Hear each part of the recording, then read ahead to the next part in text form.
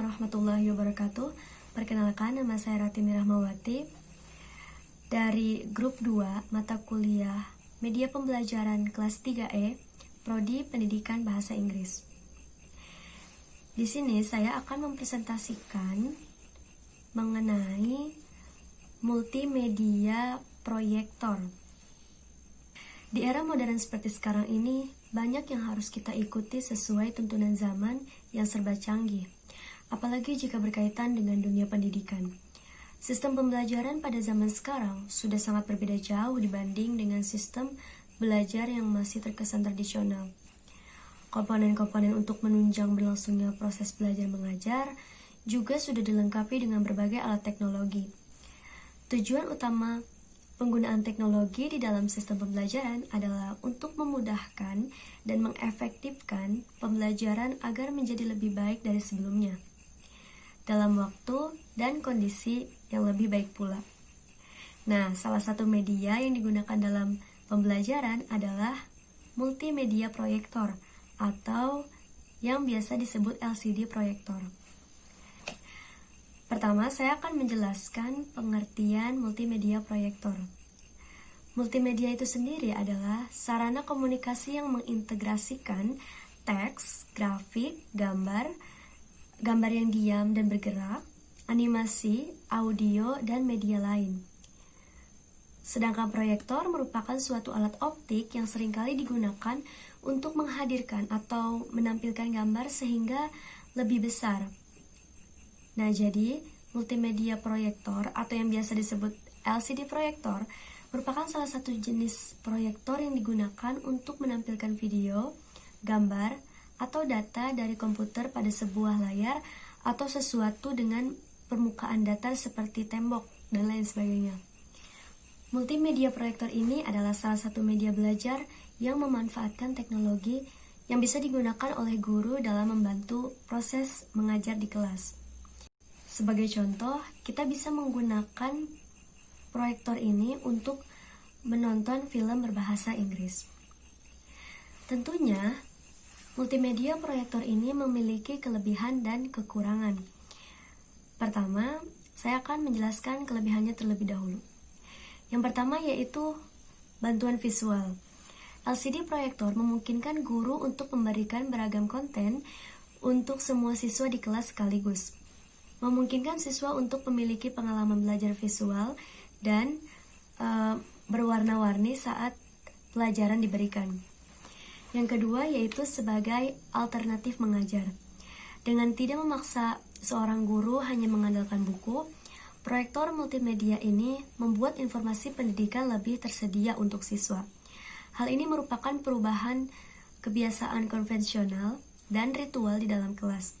Bahkan, beberapa peserta survei percaya LCD proyektor dapat menggantikan papan tulis. Yang ketiga, LCD proyektor ini dapat membuat mengajar lebih mudah dan lebih baik. Yang ketiga, LCD proyektor ini membuat mengajar menjadi lebih mudah dan lebih baik. Siswa dapat lebih fokus belajar karena melihat satu layar besar tanpa kesulitan. LCD proyektor telah membuat pengajaran mata pelajaran yang berhubungan dengan internet dan demonstrasi aplikasi baru perangkat lunak jauh lebih mudah, meningkatkan kesadaran dan dapat menarik perhatian siswa sehingga dapat meningkatkan motivasi belajar siswa. Yang keempat, yaitu lebih efektif dan efisien. Dengan menggunakan LCD proyektor, waktu yang digunakan untuk mengajar tidak terbuang sia-sia hanya untuk menulis di papan tulis. Selain itu, kualitas visual akan lebih nyaman dengan materi yang dapat dilihat dengan jelas dibanding dengan menulis di papan tulis. Hal inilah yang dapat membuat waktu belajar menjadi efektif dan suasana belajar menjadi lebih efisien. Kemudian, ramah lingkungan.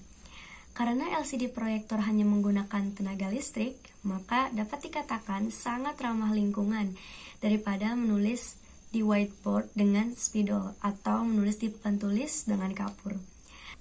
Kemudian, LCD proyektor membiasakan peserta didik dengan teknologi.